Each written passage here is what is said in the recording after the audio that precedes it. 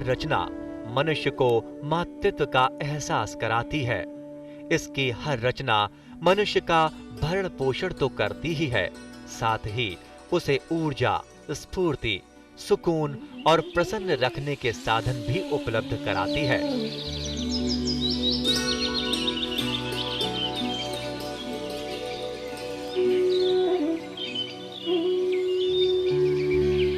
सूरज की रोशनी, कल कल बहती नदियां, रंग बिरंगे फूल, ताजे रसीले फल, साथ ही हर मर्ज की दवा का खजाना है प्रकृति। नमस्कार, स्वागत है आप सभी का हमारे कार्यक्रम छत पर बागवानी में। प्रकृति के 5 तत्व होते हैं: जल, आकाश, वायु, अग्नि और धरती। और इन सभी का अपना अलग महत्व होता है। अगर हम यहाँ बात करें धरती की, तो धरती हमें धारण करती है, हमारा पालन पोषण करती है। अगर हमें खुशहाल और स्वस्थ रहना है तो हमें अपनी धरती माँ का ख्याल रखना होगा। आइए इन्हीं सब के बारे में जानने के लिए आज के कार्यक्रम की शुरुआत करते हैं। मिट्टी को माँ कहते हैं। मुझे शुरू में समझ में नहीं आता था मिट्टी को माँ क्यों कहते हैं। जब मैंने गार्डनिंग शुरू करी तो मुझे पता चला कि पौधा वो बच्चा है जो माँ की पेट से कभी अलग नहीं होता। फिर जो मुझे गार्डनिंग सिखाते रहे, ऐसे जो भी मेरे गुरु रहे हैं, उनमें से एक गुरु की बात मुझे छू गई। उन्होंने ये कहा कि जब बच्चा माँ की पेट में होता है और अगर बच्चा बीमार हो इसका पता चले तो हम किसे दवाई खिलाते हैं। हरदम ये देखते हैं कि माँ तंदुरुस्त रहें ताकि बच्चा तंदुरुस्त रहेगा। उनकी बातों से मुझे ये लगा कि अगर मेरा पौधा मुझे अच्छा चाहिए तो मेरी मिट्टी एक बहुत स्वस्थ और तंदुरुस्त माँ की तरह होनी चाहिए। उसमें सारे तत्व होने चाहिए, वो पोषक होनी चाहिए, वो अपने बेटे को खुद खिला सके इतनी सक्षम होनी चाहिए, और वो रीजुविनेटिंग होनी चाहिए। माँ एक बार खिला के बननी होती। और इसलिए फिर मैंने जाना कि जैसे मिट्टी को अगर आप तत्वों से भरपूर कर दो तो आपका पौधा कभी न बीमार होगा न कभी मुरझाया हुआ होगा। ऑर्गेनिक मिट्टी, इसमें जो भी आपके इर्द गिर्द नेचुरल एलिमेंट्स अवेलेबल हैं उनको लेके आपके पौधों को लिए आप एक जनरल मिट्टी बनाओगे। वो चाहे आपके गुलाब का पौधा हो, चाहे आपके फल सब्जियों का पौधा हो, या चाहे ऑर्नामेंटल पौधा हो। अगर आप इस तरह से ये मिट्टी बना लोगे तो ये मिट्टी अपने आप में सारे गुण लेकर आएगी। उसका बैलेंस्ड पीएच होगा, वो रिजुविनेटिंग होगी, और इसमें इतना माइक्रोबियल लाइफ फ्लरिश करेगा कि जैसे माँ की पेट में एक प्लेसेंटा होता है, प्राणियों का बर्थ, पैदाइश, और जो पौधे हैं उनका जो सिस्टम मिट्टी में होता है वो अलग नहीं है। जैसे एक फीटस है, प्लेसेंटा है और माँ का गर्भ है, तो माँ खाना खाती है, उसका खाना कुछ बन के जो बच्चा जिसे हजम कर सके उस तरह का खाना प्लेसेंटा में आता है, और फिर अम्बिलिकल कॉर्ड से उस नवजात गर्भ को खाना मिलता है। मिट्टी का भी सिस्टम ऐसा ही है। मिट्टी माँ का गर्भ है, उसमें जो माइक्रोबियल लाइफ है वो एक प्लासेंटा बनाता है। वो चाहे बैक्टीरिया हो, चाहे फंगी हो, चाहे कुछ हेल्पफुल पैथोजेंस हो, जो भी हो, तो उस प्लासेंटा में एक रेडी खाना बनता है जो फिर पौधे अपनी रूट से और वो अपने आप को खाना दे के बड़ा करते हैं। तो इस तरह से ये जो प्लासेंटा, हम मिट्टी, गर्भ और प्लासेंटा जो बात कर रहे हैं, ये सारे उसके मेन इंग्रेडिएंट्स हैं ऑर्गेनिक मिट्टी के। ये है कोई सी भी मिट्टी जो आपके घर के आसपास हो। जनरली कहा जाता है कि आप टॉप सॉइल ले लीजिए। ये अच्छी तरह से सड़ी हुई गोबर की खाद है। अब अच्छी तरह से सड़ी हुई गोबर की खाद का मतलब ये होता है कि वो इस कलर की होनी चाहिए, ब्राउन। जैसे हम चाय बना के चाय छानते हैं ना, तो चाय छानने के बाद जो छनी हुई चाय पत्ती उसमें छन्नी में आ जाती, वो जिस कलर की होती है उस कलर की गोबर खाद होनी चाहिए। कभी भी गोबर खाद अगर आप ले तो उसमें जो ऐसी गांठ बनी होती है उसको तोड़ के देखें, और उसमें आपको सिर्फ ब्राउन कलर नज़र आना चाहिए। ये कलर आपको नज़र आना चाहिए, हरा रंग नज़र नहीं आना चाहिए। इसे कहते हैं अच्छी सड़ी हुई गोबर की खाद। अभी ये जो है ये कॉम्पोस्ट है। कोई सा भी कॉम्पोस्ट ले ले, चाहे आपका घर का बना हुआ हो, चाहे वर्मी कॉम्पोस्ट हो, चाहे मार्केट में आपको कॉम्पोस्ट के नाम पे जो कॉम्पोस्ट जो प्लांट्स के मटेरियल से बना हुआ हो। यहाँ पे एक और मिलता है ओखला खाद। वो आप इसमें ना डालें। जो कंपोस्ट हो, पत्तों से बना हो, पेड़ों से बना हो, फूड से बना हो, वो कंपोस्ट आप ले लें। फिर ये है रिवर सैंड, जमुना रेत यहाँ पर कहते हैं। फिर ये है नीम खली। नीम खली माने जैसे नीम के फल होते हैं, निमोनी होती है, उसका तेल निकल जाने के बाद जो नीचे खली बचती है वो ये है नीम खली। और ये है चूल्हे की राख, ये लकड़ी की हो चाहे आपकी उपलों की राख हो। और ये है आपके इर्द गिर्द जो भी पेड़ पत्ते झाड़ते होंगे, वो है ये सूखे हुए पत्ते। इन सबको मिलके इकट्ठे पौधे को सपोर्ट करना है ताकि पौधा ग्रो करे। तो आपस में जब तक इनका हैंडशेकिंग ठीक से होगा नहीं, तब तक वो पौधों को कैसे हेल्प करेंगे। तो अभी मैं बताऊंगी कि इसको किस तरह से आप मिलाएंगे, किस प्रोपोर्शन में मिलाएंगे। आपको लेनी है जितनी आपने मिट्टी ली उतनी ही आप अच्छी से सड़ी हुई गोबर खाद ले लें। अभी इसके आधी जो है वो आप लेंगे रिवर सैंड और आधी लेंगे आप कंपोस्ट।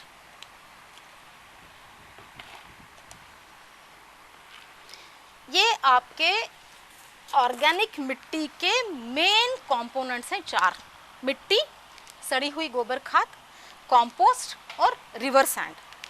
अब इनमें आप डालोगे, जैसे अगर आपको एक 10 या 12 इंच का गमला भरना है इस मिट्टी के साथ, तो हर 10 या 12 इंच के गमले के साथ में आप डालोगे 1 मुट्ठी नीम खली और इसमें आप डालोगे 1 मुट्ठी राख।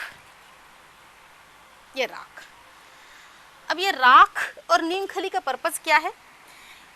मिट्टी तो आपकी कोई सी भी मिट्टी है, चाहे जितनी बंजर हो, चाहे जिस भी कलर की हो, चाहे जिस भी नेचुरल एलिमेंट्स के साथ में, मिनरल्स के साथ में आते हो। गोबर की खाद जो होती है 2 पर्पस सर्व करती है। एक तो इसमें ह्यूमस देती है और दूसरा नाइट्रोजन देती है। जो सैंड है वो आपकी मिट्टी को पोरोसिटी देती है, क्योंकि एग्रीकल्चर के लिए जो मिट्टी होनी चाहिए वो लोम मिट्टी होनी चाहिए। तो सैंड उसको पोरोसिटी देती है। कंपोस्ट फिर से ह्यूमस देता है, उसको आपकी मिट्टी को ह्यूमस देता है, वाटर रिटेंशन बहुत अच्छे से करता है और वाटर मैनेजमेंट भी बहुत अच्छे से करता है। राख जो है वो पोटैश देती है।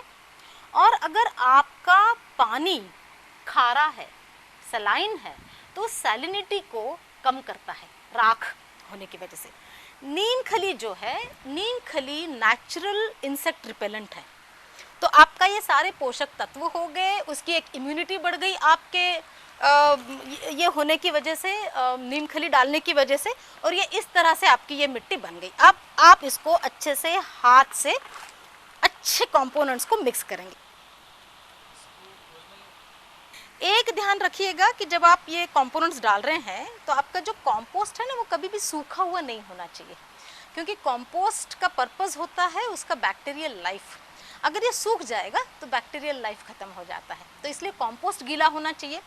आप ये कोशिश कीजिए कि मिट्टी भी बिल्कुल आपकी बहुत ड्राई नहीं हो, उसमें नमी हो, आपके गोबर की खाद में भी नमी हो, और उसके बाद में आप ये जब मिक्स करोगे तो ये अच्छी तरह से मिक्स होता है। अब ये मिक्स करने के बाद आप इसमें डालोगे खूब सारे सूखे हुए पत्ते। ये मेरे पत्ते थोड़े गीले हैं, लेकिन आप बिल्कुल जो ड्राई लीव्स होते हैं, ड्राई लीव्स का मेरा मतलब है ब्राउन कलर के लीव्स। और इसको मिट्टी में मिलाने का पर्पस ही ये है कि जैसे मैंने कहा कि मिट्टी रिजुविनेटिंग होनी चाहिए। वो अपने आप जब तक पौधा है तब तक वो अपना खाना बनाते हुए पौधे को खाना पोषक दे पानी चाहिए, इसलिए ये हम पत्ते डाल रहे हैं इसमें। तो बस ये आपने ये मिला दिए, पत्ते भी मिला दिए, और आपका ये मिट्टी गमले में जाने के लिए तैयार है। ये जनरल पर्पस मिट्टी है। आप चाहे इसमें सब्जियां उगा लो, आप चाहे फूल उगा लो, आप चाहे ऑर्नामेंटल्स उगा लो, और ये जनरल पर्पस मिट्टी आपकी बन गई। और ये पूरी तरह से ऑर्गेनिक है। आपने देखा इसमें से कोई भी मेरा जो इंग्रेडिएंट है ये कोई केमिकल इंग्रेडिएंट नहीं। अभी आपने ऑर्गेनिक मिट्टी के बारे में जाना। आप अपने घरों में किस प्रकार ऑर्गेनिक मिट्टी या फिर कहें कि जैविक मिट्टी तैयार कर सकते हैं, इसके बारे में जानकारी हासिल की। आइए अब कार्यक्रम को आगे बढ़ाते हैं और बात करते हैं कि किस प्रकार आप पौधों के घरों को या फिर कहें कि पौधे लगाने के लिए अपने गमलों को तैयार कर सकते हैं।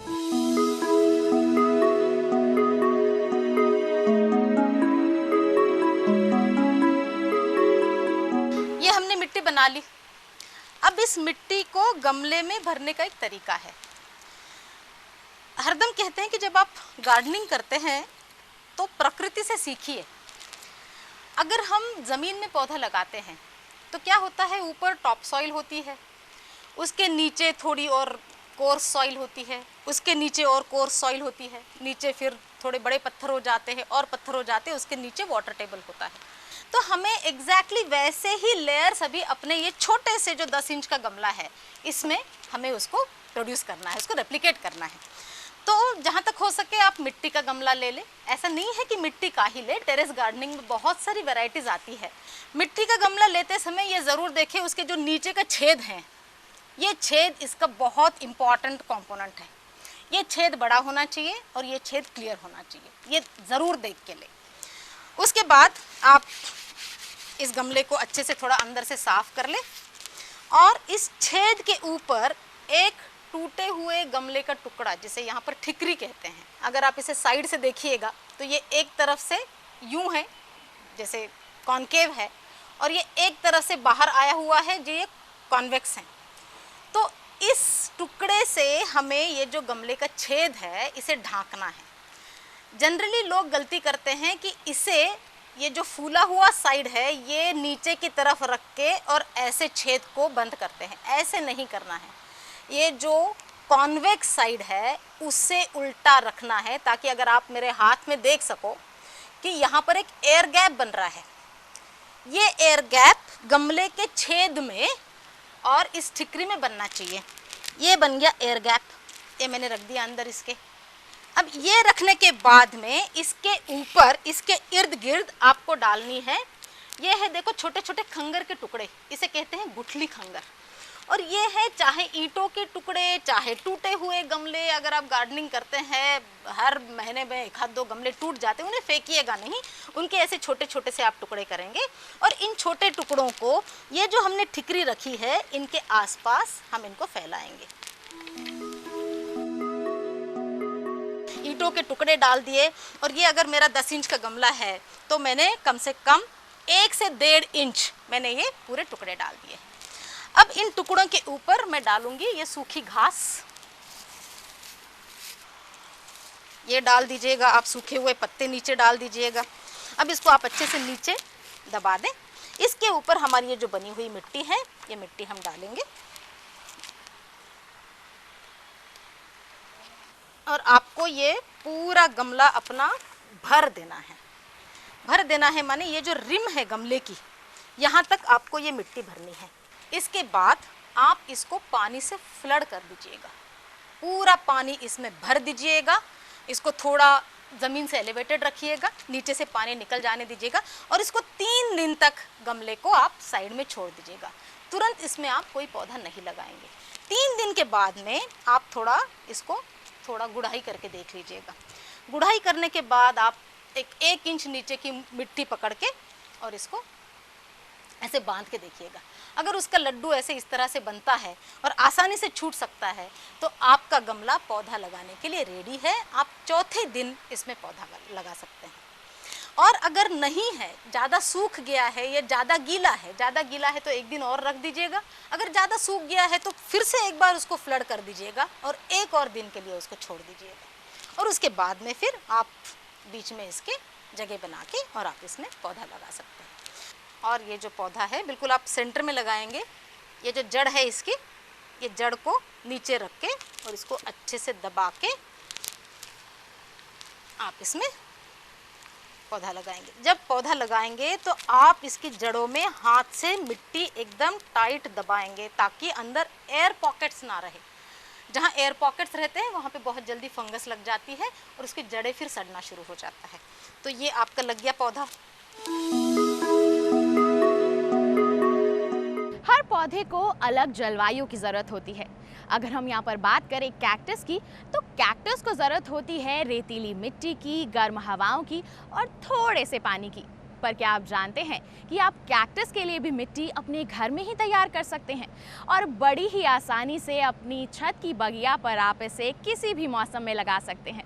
तो फिर आइए कैक्टस की मिट्टी आप किस प्रकार तैयार करें, इसके बारे में जानते हैं।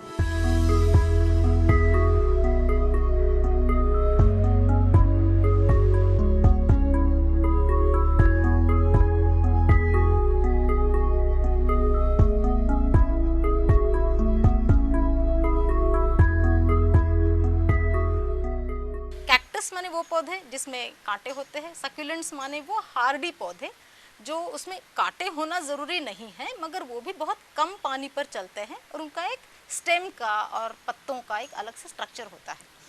तो उसके लिए आपको रेगिस्तान जैसी सॉइल आपको बनानी है। अब रेगिस्तान में क्या सॉइल होती है? रेगिस्तान में तो बस रेत ही रेत होती है, मगर वो सिर्फ अगर आप रेत में लगाओगे और आप इस माहौल में, इस क्लाइमेट में लगाओगे तो वो पौधा नहीं जिएगा। इसलिए आपको उसको पानी देते रहना है कम, खाना देते रहना है कम, क्योंकि वो रेगिस्तान के टीले पे नहीं उगेगा, वो उगेगा हमारे गमले में। तो हमने वहाँ की पूरी प्रकृति हमारे गमले में सिमट कर लाई है और इसलिए उसी गमले में उसे खाना भी देना है, उसी गमले में उसे पानी भी देना है, मगर मात्रा उतनी देनी है जितनी उस पौधे की रिक्वायरमेंट है। तो उस तरह से हम कैक्टस की सॉइल बनाएंगे। ये हो गई गार्डन सॉइल, ये है रिवर सैंड, जमुना रेत, ये है अच्छा कोई कंपोस्ट, फिर ये है नीम खली, ये है राख, ये है छनी हुई बदरपुर, और ये है खंगर के टुकड़े, और ये है खंगर का चूरा जिसे राखी भी कहते हैं। ये जो खंगर चीज़ है ये क्लीन से निकलती है, जैसे ब्रिक्स की भट्टियाँ हैं, ईंटों की भट्टियाँ हैं, उन भट्टियों में से जो नीचे वेस्ट निकलता है वो ये होता है। इसे राखी भी कहते हैं, खंगर भी कहते हैं। इसमें कई प्रॉपर्टीज़ होती हैं, केमिकल प्रॉपर्टीज़ भी, न्यूट्रिशन भी होता है, और ये हल्का भी करता है मिट्टी को और पोरस भी करता है। कैक्टस सॉइल को अब हम मिक्स करेंगे। हमने लिया 1 पार्ट गार्डन सॉइल, उसमें हमने डाला 1 पार्ट, जितना सॉइल उतनी सैंड, 1 पार्ट सैंड। उसमें हमने डाला ये करीब इसके करीब आधा ये हो गया राखी या खंगर का चूरा, और ये छनी हुई बदरपुर आधी। अब इसमें हम थोड़ी सी डालेंगे राख जिससे पोटैश की रिक्वायरमेंट पूरी हो। हम थोड़ा सा डालेंगे नीम खली, और यह है बोन मील। बोन मील अगर आप एक जैसे 10 इंच का गमला भर रहे हैं तो उसमें बिल्कुल 1 टीस्पून की जैसे बोन मील, ये मैं इसी में मिला दूंगी, मिट्टी में इसको मैं मिला दूंगी और इसको अच्छे से बस मिक्स करूंगी।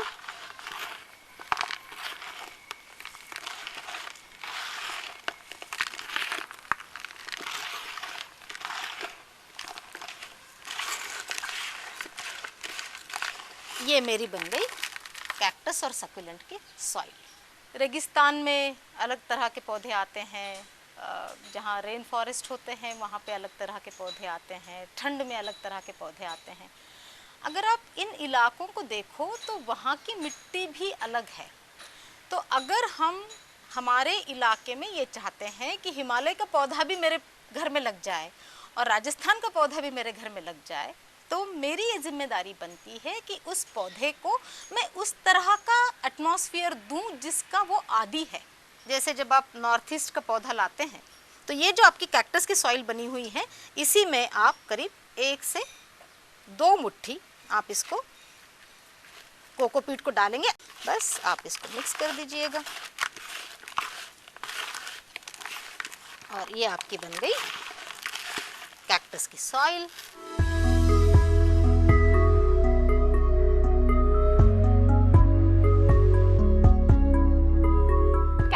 मिट्टी के बारे में तो आपने जान लिया, अलग अलग पदार्थों को मिलाकर किस प्रकार आप कैक्टस के लिए मिट्टी तैयार कर सकते हैं इसके बारे में भी आपने जानकारी हासिल कर ली। पर मिट्टी तैयार कर लेना ही काफ़ी नहीं है, किस प्रकार आप इस मिट्टी को अपने गमलों में भरें और किस प्रकार उस गमले में कैक्टस का पौधा लगाएं, इसके बारे में जानकारी होना भी बेहद ज़रूरी है। तो फिर आइए इसी के बारे में जानते हैं।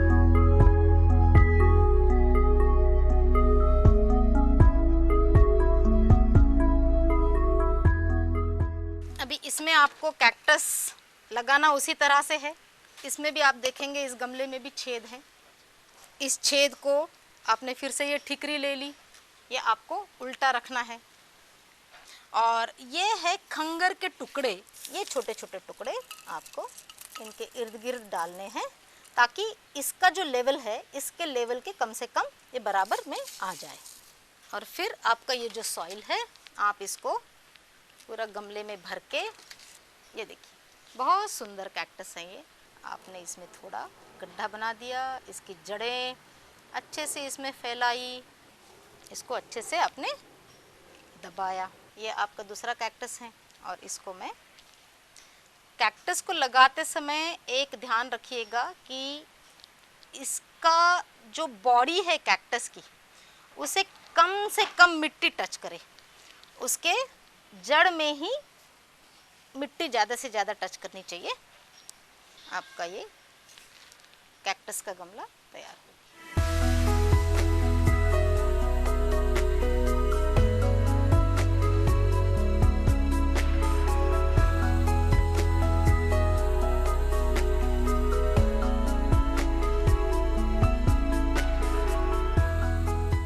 साधारण मिट्टी में तो आप हमेशा से ही अपने पौधे लगाते आए हैं, पर आज के कार्यक्रम में आपने ऑर्गेनिक मिट्टी और कैक्टस मिट्टी के बारे में जानकारी हासिल की। हम उम्मीद करते हैं कि आज के कार्यक्रम में दी गई जानकारी से आप अवश्य ही लाभ उठाएंगे और इन मिट्टियों को अपने घरों में तैयार करके अपनी छत की बगिया का रंग रूप ही बदल देंगे। आज के हमारे इस कार्यक्रम में बस इतना ही। अगले अंक में हम आपको जानकारी देंगे अमृत जल और अमृत मिट्टी के बारे में। अब आप सोच रहे होंगे कि अमृत जल और अमृत मिट्टी आखिर है क्या? इंतजार कीजिए, अगले अंक में हम आपको इसकी पूरी जानकारी देंगे। तो देखना ना भूलिएगा छत पर बागवानी का अगला कार्यक्रम। अब हमारी पूरी टीम को दीजिए इजाजत। नमस्कार।